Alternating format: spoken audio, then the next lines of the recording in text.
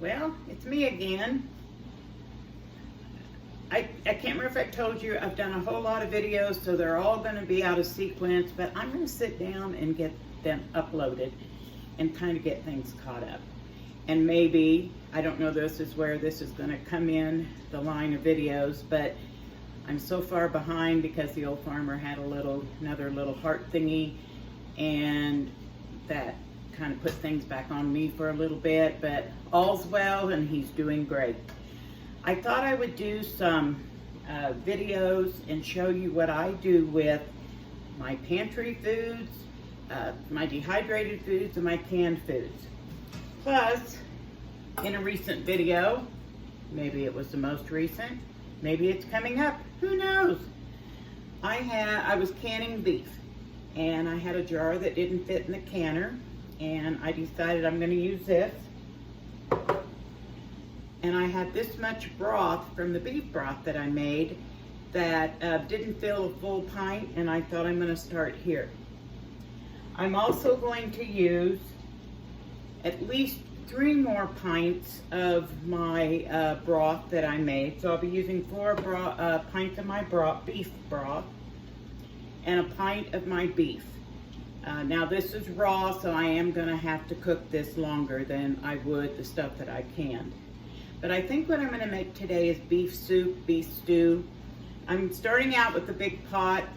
My hope is to have enough to can some up by the quart, and let's just see what happens. So I'm not sure if this was the bigger chunks or the bite-sized pieces. All right, I'm going to start by putting just a little bit of my home rendered lard, not a whole lot. I don't want this to be all, you know, real greasy, whatever. You know, maybe what's that, about a teaspoon? I'll put that in there. And what I'm gonna do is kind of saute or brown the meat, and that's gonna add extra flavor to the soup. So let me get this melted down, and I'm going to take this meat out and cut it in like 1-inch bite-size, 1-inch, half-inch bite-size pieces. So it'll make more meat in the soup, and then I just don't like big chunks of meat. The old farmer does, but he's just going to have to suffer. I've got my meat in here. I have my heat on high. Think of it as like stir fry. Just high heat, and you're going to quickly just brown the edges of the meat. This is not only going to give it more flavor, but it's going to leave those goodies in the bottom of the pan, you know, that again adds to flavor.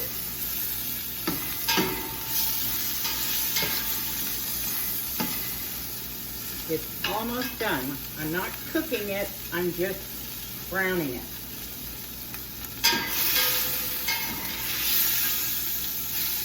And again, I'm doing all this from what I already have in my pantry. So I'm not going to be chopping up fresh fruits and vegetables and adding. I'm going to only take what I have in my pantry and just show you some of the meals that you can make with all the stuff that you dehydrate and can and freeze. Okay, that looks pretty good. Now I'm going to start adding the broth.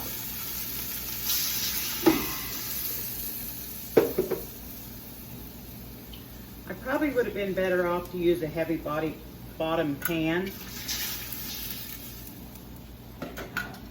but I would like to try to make enough. This is one of my stew pots, and I just want to, or stock pots, and I just want to make enough, hopefully, that I can. So, now I've added 4 pints of my home canned beef broth, and for added flavor, I'll probably put in some of my vegetable broth too, just to get more liquid in here. Now I'm going to start gathering up some of my dehydrated stuff, and we'll start putting that in. All right, guys, now the majority of this food we raised ourselves. The beef, of course, you know, is our own beef. And if I didn't raise it, I'll tell you where I got it and what I did. This is dehydrated sweet corn. I bought this from a local farmer friend whose kids raise sweet corn for money for themselves, and then they sell it. I dehydrated some of it, froze some of it, canned some of it. I'm going to make a nice hearty stew. Now, those of you that have been with me for a while know that I want precise measurements. So there's a handful. I'm going to put 3 handfuls of dehydrated corn. Now, because I'm putting so many dehydrated foods in here, it's going to take a lot of extra liquid. So I'll be adding water or broth, and I'll be doing the old-time favorite, taste testing, to see what needs to be added as far as any seasonings or spices. Okay, celery, when it's on sale, I buy it and dehydrate it because it just seems to go bad so quickly. And boy, the price may not be going up, but the size of the celery is going down. So celery is pretty expensive to let go to waste. I also dehydrated the celery leaves. Someone has asked me that. So that's a little handful. Don't need quite as much celery. So a couple small handfuls.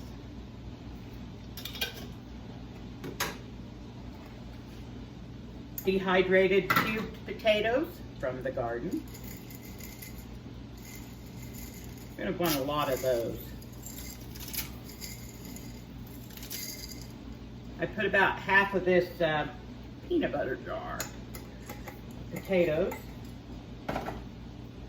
Okay, green beans. The majority of my green beans I canned, but in the beginning of the season I didn't have very many, so I dehydrated them. This is what I have left. And of course I want more green beans, and my favorite thing to dehydrate, or I shouldn't say favorite, my easiest thing to dehydrate are frozen vegetables. You bring them home and dump it on the dehydrator tray, and then when they're done, this is at least 2 pounds of frozen green beans. Yes, 2 pounds frozen green beans. So you want a lot of green beans in your stew. So I'm going to use about 1/3 of that. Same with green peas. When vegetables are on sale, I stock up. This is 1 pound of frozen green beans, dehydrated now. These are what's left of my dehydrated carrots from the garden. I didn't get very many this year, so I only dehydrated carrots.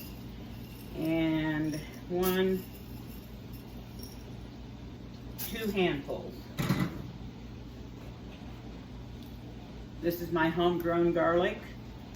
I diced some and dehydrated it, and then I also made garlic powder. So I'm going to call that about 1 tablespoon of garlic. My garden onions.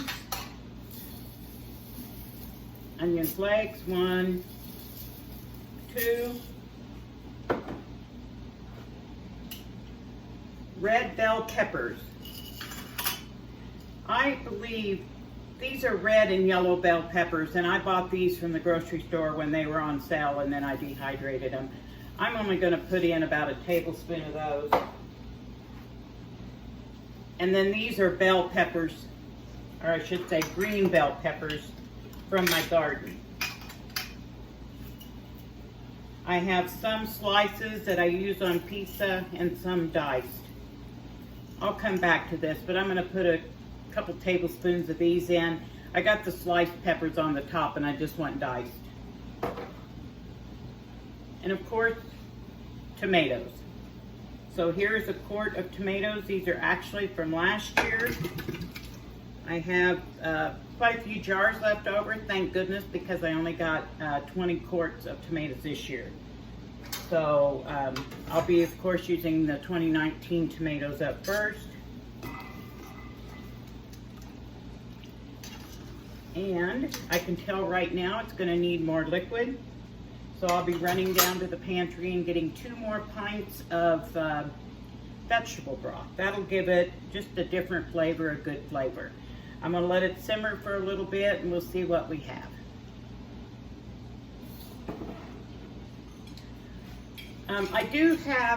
I about forgot about this. I do have some frozen broccoli and I'm considering pouring it in also. I have done that before. I've added broccoli to my soups, the stuff that I dehydrated. Guys, it tastes just like fresh broccoli, or you know, frozen broccoli when it rehydrates. It was really good. So let me go down and get some vegetable broth.